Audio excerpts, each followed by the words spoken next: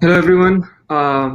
There's some exciting news to tell you guys, as you might have already seen on our on our Instagram and Twitter channels as well. Like we've decided to rename our channel to the Late Winner Show.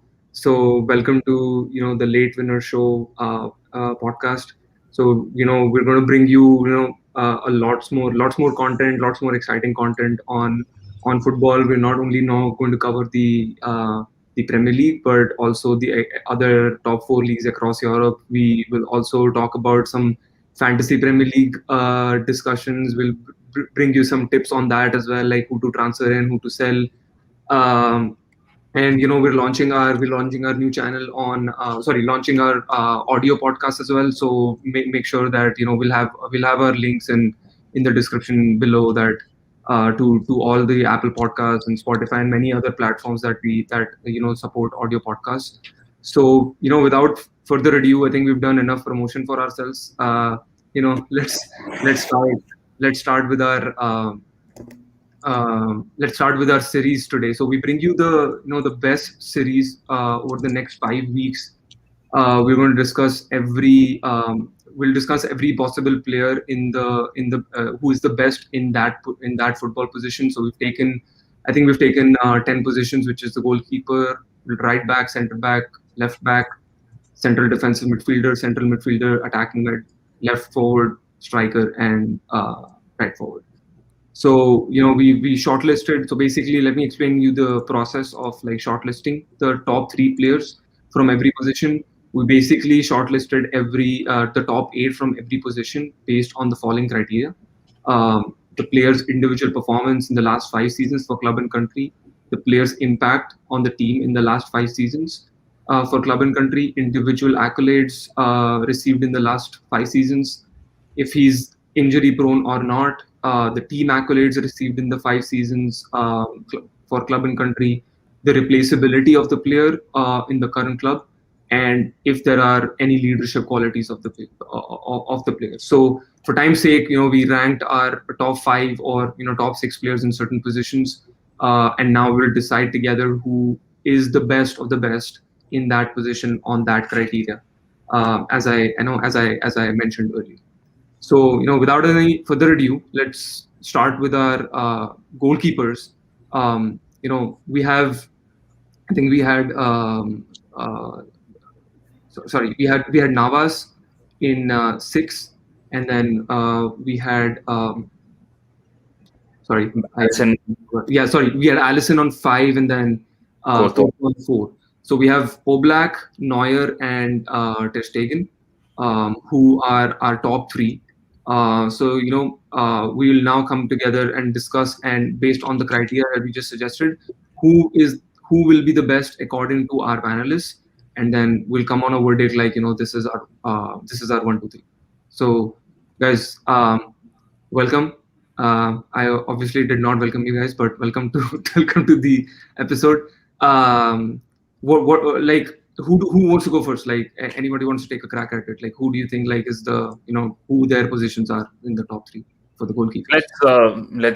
Let me start with the third and second one. Maybe obviously you can figure out who the first one will be based on that. But I think the third will be for me the Barcelona keeper Ter Stegen, who will be who I think is he definitely is one of the top three right now, and there are a few who are knocking on that top three. Obviously, one of the players which we also wanted in the top, which we have in the top eight, but not in the top six, is I think Donnarumma, who had a spectacular Euro season and the season with in the Serie A, obviously. So I think maybe in a couple of seasons we'll see him also in the top three list. Maybe when we revisit this series in the future.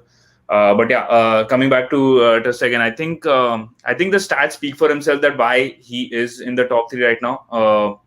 And not going for the first one because of the last couple of seasons where the defensive capabilities of Barca have found a lot of loopholes right now, where teams like Bayern Munich have actually really exploited them in the Champions League, and there is a reason why they're not able to push themselves for a Champions League trophy right now, because of the vulnerabilities in the defensive capabilities for themselves. And yeah. Other than that, I think also when you look at him in terms of his play style, I think that there are certain things which he definitely needs to improve on. Where one of the biggest thing I think is positioning. I think for keepers, one of the biggest thing is like where the mental awareness is about where the players are moving across, or the attackers are opposite opponents are moving across towards him. So if his positioning little improves a little bit, and he starts judging those balls where he might be actually coming in, or the attack might be forming from, I think he could definitely improve himself in that aspects. uh, for me, yeah, second would definitely be Neuer. I think Neuer has been very consistent. I mean, he has been the top three for the, I think, not even last 5 years. I'd say in the last decade itself, you'd see that he is one of the top three keepers who's always been very consistent for Bayern Munich and Germany throughout his career. So I mean, there's not too much to say also about his stats itself, because of the way he has always been across. I mean, mentioning his stats is something which maybe not that is not even required at this stage, based on everybody knows the name. He's a household name. I must say that for every football fan, Neuer is a household name. So yeah, Mhm. yeah, I think Neuer. In terms of like for me as a key, when I want to rank a keeper, I think positioning and I don't want to count all the spectacular saves they've done, because those are rare, and those are something which will happen on occasion, obviously. But when a keeper just positions themselves in a perfect position, every save looks like very easy, and a and a and a regulation save for themselves. So uh, as long as the keeper is positioning themselves in the right positions, I think they'll always remain in the top three, and you'll find them having more clean sheets and more saves on a regular basis. Yeah. I mean, But I also think that what also brings a different kind of play from Manuel Neuer is his ability to to play a brilliant sweeper keeper. I mean, we have actually seen him being on the high line of the defense a lot of times. Like it at one point of time when I had no idea about what kind of roles a goalkeeper plays, it was kind of like a very surprising thing for me to see Manuel Neuer getting out of his D and clearing out the balls, the long balls that were given to him, and we have been seeing him do that for the last 5 years. And once I realized that what kind of role a sweeper keeper plays, I understood that I think in the game right now, still right now, I think he is the best sweeper keeper in goalkeeping position we have seen for a long, long time. And I mean, and to reinforce the fact that he's a brilliant sweeper keeper, the one thing that is brilliantly required is the clearing abilities and the passing percentages. And I think his sweeping keeping, I think that improved when I think Pep Guardiola came to Bayern Munich, and I think there was a huge surge in the passing accuracy of Manuel Neuer. I mean, in 2013 and 14 season, it rocketed to 88%, and then it stayed till 88 to 86, and probably dipped in the last 2 or 3 years. But overall, I think that that stat in itself makes me like astonishingly agreeable to the fact that Manuel Neuer is probably one of the best sweeper keepers, and that confidence that he has. I mean, he knows the awareness of the defense. He has understood the mentality of a goalkeeper and when to cross the D and when to stop. So I won't say that his shot stopping is has gone weaker due to this, but yeah, I could say that compared to Allison or compared to Ter Stegen, I think in that particular department, Manuel Neuer lacks a bit in shot stopping, but I think he more than overcomes those difficulties with the kind of sweeper keeping he does. So I would say that is another factor that also uh, reinforces the idea that he's one of those best goalkeepers right now and probably the number 2 in the world. Yeah, I mean, and I know like Saurabh wants to chime in, but I think the one aspect, like, I thought about, like, when ranking all these players, was like, like, people were, if you remember, like, a couple of years ago, or 3-4 years ago, actually, like, people were actually doubting his place when, Neuer had this, like, probably the lowest point, like, he was at his lowest point Because when. because of, I think, his foot injury in 2017-18, the Yeah, whole but he was out. after that, he was not able to, recover and do stuff. But, Yeah, like, the way he has transformed back and yeah, actually emerged as one of the, top keepers. I'm not saying that, he's the top keeper for now. We'll reveal that in later. But to say that he's a top keeper at that age, and, the way he plays, and as Anshul mentioned about, like, I was going to mention about that sweeper keeper stuff, like, that's, that I don't see any keeper right now doing all doing Yeah. all that kind of stuff. So, yeah. Because I mean in that case. I mean, one reservation that I have is the kind of league he plays in, where he like Bayern Munich always has one of the most important positions in the game.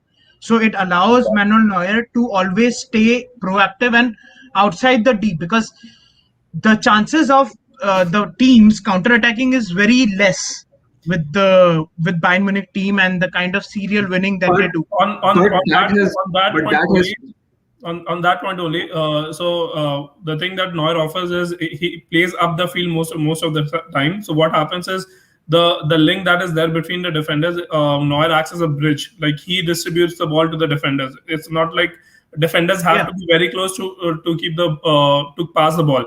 So defenders, central defenders play in the wide position, and that allows the right back and the left back to play more in front. So that provides an ability of like playing an offensive game to Bayern Munich. But that is a downside when the teams like the likes of Real Madrid or PSG, who have the counter attacking capability, comes into play. If you remember, especially, I know this is not from the past 5 years, but if you remember the 2013-14 Real Madrid Bayern Munich Champions League semi-final, the first leg, they lost. Bayern Munich lost by 1-0, I believe, and they were totally on the offense. And if you remember how the game went, Ronaldo and Bale had the chance to score from the middle line also, because Neuer was playing so far up front. He was like coming into the central defender's position to pass the ball, to collect the ball. So that, I think, is a downside. But I also agree with what Rohil and Anshuman has said. In the past 5 years, the way Neuer has transformed himself after an injury. He has winning a league in Bundesliga is definitely not difficult, but in the Champions League also, his performance against PSG was really good. Uh, no doubt, the saves will be on the downside. The number of saves made by Neuer, because again, once you start aging, now he's 35. The reflexes tend to go down. You're not that fast in reacting to a ball that is coming in. Initially, he used to be a very good shot stopper, definitely, but now it's going I down. mean, And but plus, you have to see the fact also when comparing to Oblak. Oblak has, for me, Oblak is the number one keeper, and Neuer is the second. The second is third. But for Oblak, Atletico Madrid plays in a defensive style, so he has that wall of defenders, central defenders. That is protecting the goalkeeper most of the time. No doubt, he's a good keeper, but he has that thing, plus the passing ability of Neuer, long yeah, balls that is second to none. That is second to that none. is second to none. Yeah, That is that second I to none. agree. But that comes so that you, comes you, you know because of the style of play for Bayern Munich, because they play Yeah, so up yeah, the line. so We mentioned so many times. It's the long ball passing is obviously going to be something which he's already worked on so many levels. So and that has to be the. that is one of the difficult attributes of any goalkeeper. Not all goalkeepers are good at long ball passing. But but no, but you guys. So I'll just chime in one point. Like, you guys are mentioning about, like, Bayern, Neuer, like, playing in that in Bundesliga, and you don't get that many saves. But if you look at the past 2-3 seasons, Bayern's defense has been shambles, man. Like, it's not like really really good. So Yeah, and if you guys have watched the Bundesliga, definitely, man. Like, I feel like Neuer and Ter Stegen and even Oblak, like, has made tremendous amount of saves. So we're not like, people might be thinking like, why is Alisson not in the top Right. three keeper like list? But you see what Liverpool, like, they don't concede too many shots. They do not concede. So in that case, you don't see a lot of exceptional saves from Alisson or Navas or Courtois. And Courtois, I'm not going to talk about him because Courtois had like a bad season in the first year he joined Madrid. So that definitely rules him out, like him being in the top three, because he had a very bad season. So in that case, I do agree that that these three are these. That's I mean I do win. That's why we agreed like on these three, that that Ter Stegen, Neuer, and Oblak were the top three keepers. But even like talking about Oblak, you guys mentioned like he plays defensively, but I was looking at his some of the stats, but like he boasts like some save percentage, the best save percentage in the league, with the 84.2% of attempts pushed away from the goal. And then that also okay. What was the number one more stat, but his one more stat is that he saved 75%. He has a penalty save percent ratio of 75%. So which basically means like from four attempts. So basically means he saved 3 out of 4, right? So in that case, and I've seen like last season itself, like he has made ridiculous amount of saves, and I am like in awe of like how many penalty saves and how many astonishing saves he can make. Like how can you go more than this, right? Royal, before you go, just one line I would say. Neuer still remains the one of the only goalkeepers in past 7 years to be nominated for Ballon d'Or. Yeah. So just one thing. Yeah, I think that That's 2013 season was probably the best season for any goalkeeper, and I think that proved to the world that if you are getting nominated and finishing third in a Ballon d'Or as a goalkeeper, I think there is no other accomplishment or something that can prove that can reason. The only accolade, I guess, was maybe not winning the Ballon d'Or. That's the only thing which remains for him, because I mean Neuer has achieved everything else. But yeah, just to talk about the save percentage, Rishabh. I mean, I mean, like, I'll add to my point and like Anshuman's point, where he said that Neuer's shot stopping abilities, and there are countless articles which I've read in the past 2 weeks, where I've read why Oblak is one of the best shot stoppers. Where I actually put in my point, like it's all about positioning as a keeper and having the awareness where the ball, where the attack is coming from. Yes. So you just need to be aware of those kind of things, and that's why we'll see like regulation saves being made on a regular basis, rather than being looking at spectacular saves from Oblak. Because when you look at Oblak, he's not a very tall keeper. He's like 6'1". 6'1" is a regular height for a keeper. He's not like 6'6", which maybe the players like Donnarumma are right now. Like so, they have the advantage of height as well, where they can reach and do those spectacular saves, even if not in the in the right position at the right time for those saves.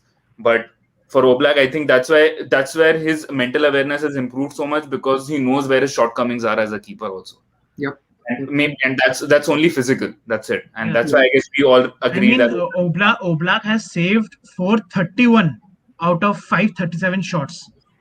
The target that he has. I mean, that is absolutely mind-boggling stat for a goalkeeper, for a shot stopper.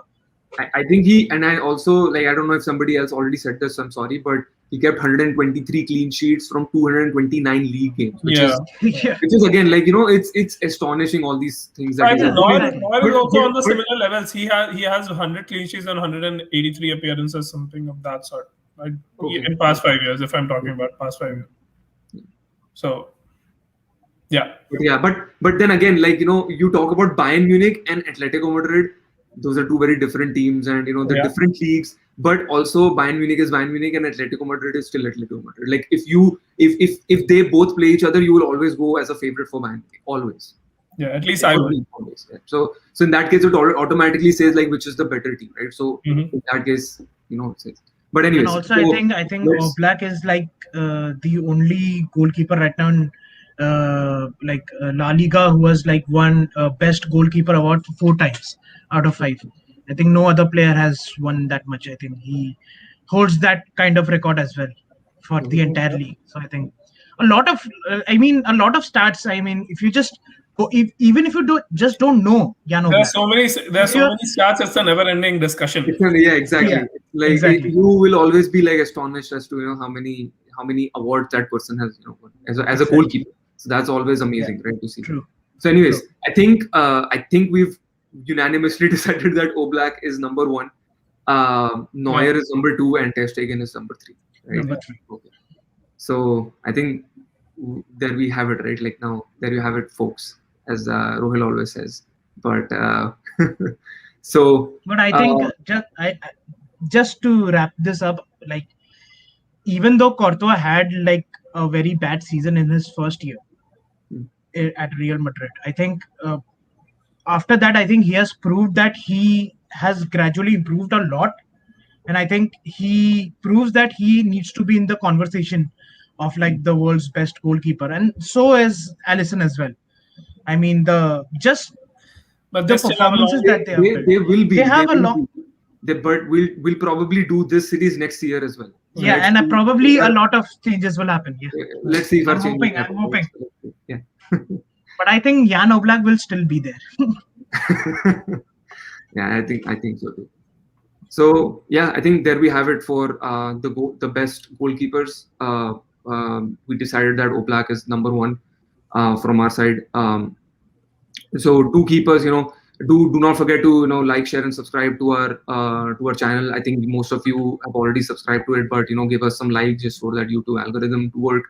And also if you guys have different opinions, please go ahead, put in your comments about why do you think he should be on the top, why do you think we are wrong. If you don't agree with us, just give us your opinions. We'll be very happy. Definitely.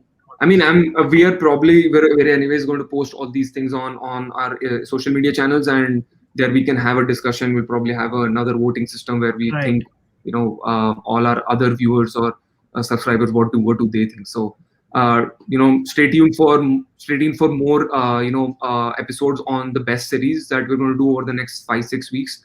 So the next one I think we're going to talk about is the left back. So yeah, stay tuned for that. All right. Thank you guys.